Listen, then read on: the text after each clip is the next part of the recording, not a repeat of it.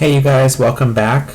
Hope you had a great weekend. We're going to move on to our next lesson today, which is going to be about measures of spread. So what we're talking about in measures of spread is we're talking about how far data is away from the average or the middle of the set. So first things first, make sure that you've printed these notes out from Google Classroom. And if you don't have a printer, you can just grab some blank paper and follow along as we go. Remember that your notes, your actual note-taking is going to be a grade, and then a separate grade you'll get for this lesson will be completing the practice problem. So you need to do both components, okay? First things first, on the left side of this paper where it says beat the test, this is actually from the last section, so we're going to cross this off. And we're going to start here where it says Section 9, Topic 6, Measures of Spread. It says Part 1, but we're skipping Part 2, so we're just going to cross that out as well.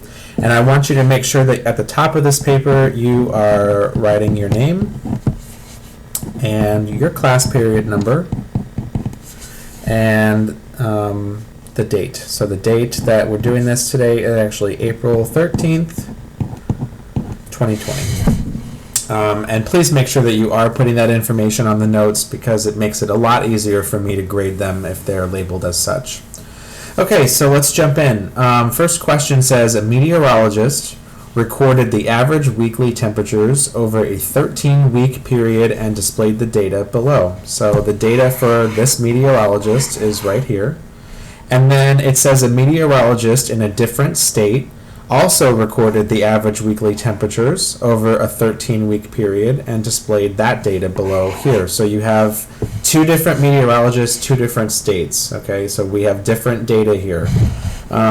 In the first data, it looks like we're going from 60 to 100. That would be the minimum and the maximum. And then in the other state that we're going in, the minimum is less, it's 50, and the max is up to 110. Okay, so it's higher than the other one. Measures of spread tell us how much the data is spread out or scattered. So what are the differences between these two data sets? Well, it looks like if we're talking about spread, you're literally just going to go to the middle of the graph, the bar graph or the dot plot or whatever it is you have, and you're going to look and see how spread out the data is from that middle. So in the first graph, it looks like the data looks to be mostly kind of bunched around the center here with just a couple points on the outside. And then if you look at this second one, there's less data points in the exact middle and more data is actually spread out further away from that middle point. So the differences I would say here would be that the second data set, so the second data set is more spread out.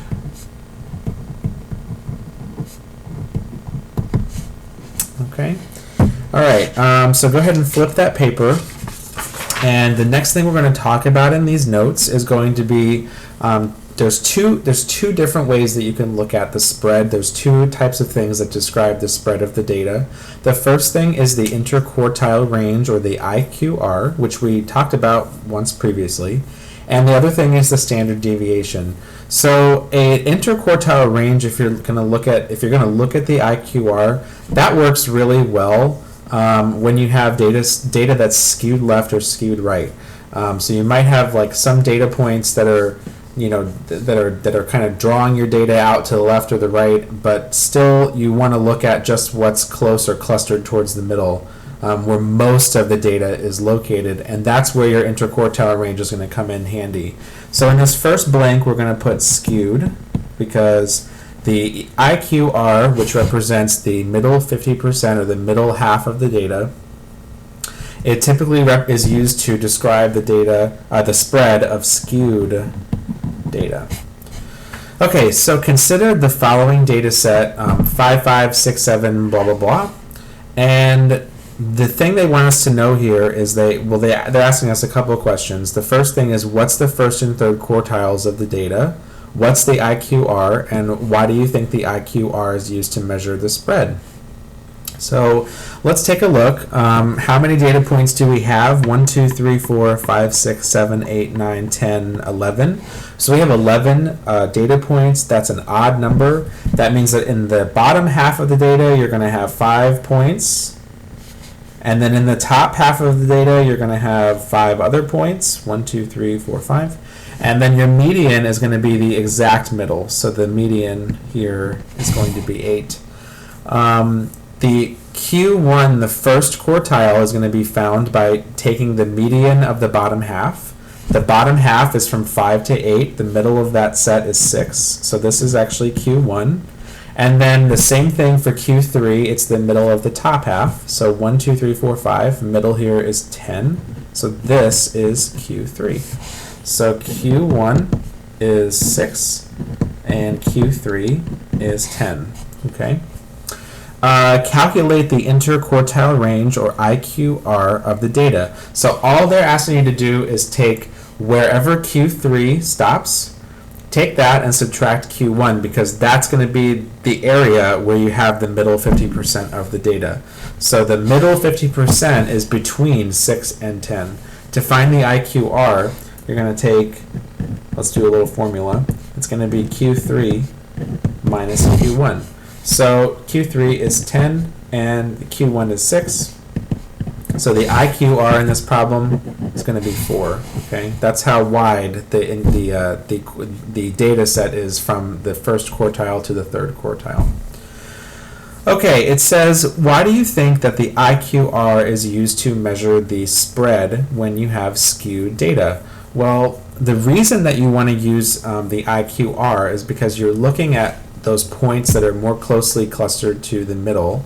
And what's happening here is that, let's say, for example, that at the end of your data set, instead of 12, let's say that you had like 50 or some crazy number that was kind of a lot different from the rest of the data values here.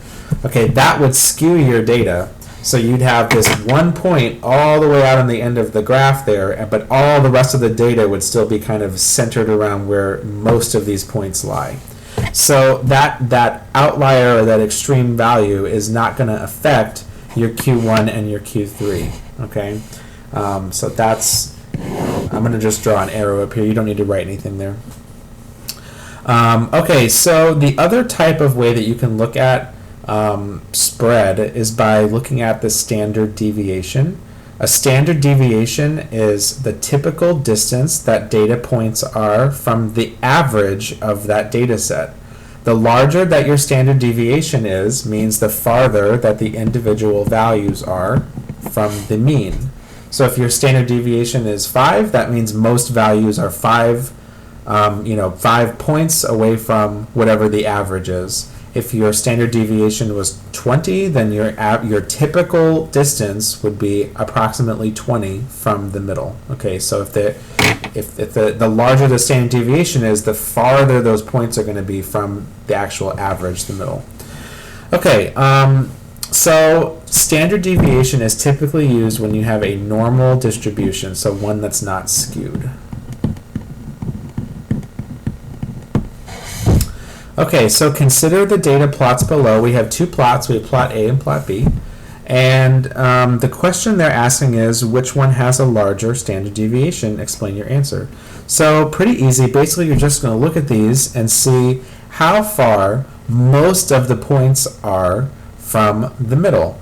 The more that it's spread out, that means the larger that the standard deviation is, because the points are further away from the average.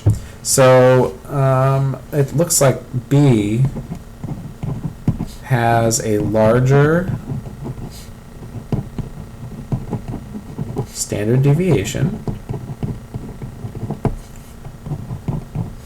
because the points are further spread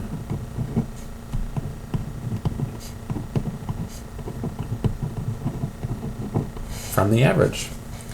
Okay, so that's all I have for you on measures of spread. We're going to go more in depth about what standard deviation is when we get into chapter 10, which has it really does more of a deep dive into statistics. So what I want you guys to do to practice with this is there's going to be an assignment posted, and in the assignment it's a worksheet which you can print out or write the questions down, and it's going to be asking you things about interquartile range or IQR and the standard deviation of different data sets. If you need any assistance with anything from this lesson or from the worksheet, feel free to pop into my office hours. Those are on Tuesdays and Thursdays from 10:30 to 1:30, okay? All right, guys, until next time, see you later.